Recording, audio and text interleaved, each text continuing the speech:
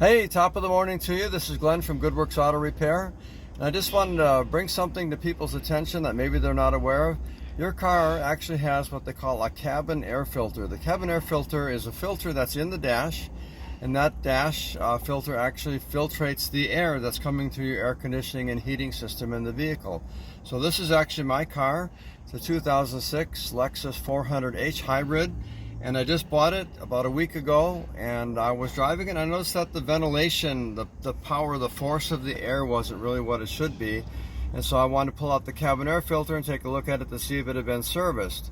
And so lo and behold, as I opened up the glove box, and there's a little cavity back in here where this cabin air filter goes. So I already have it out, but I'm going to show you what I pulled out of here. And this is what I found.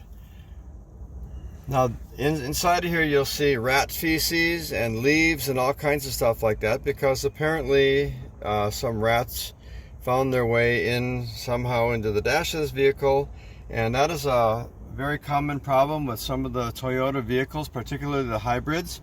And above this filter was this, and you can see where the rats were in there, and they were shredding all of this material up inside of the dash.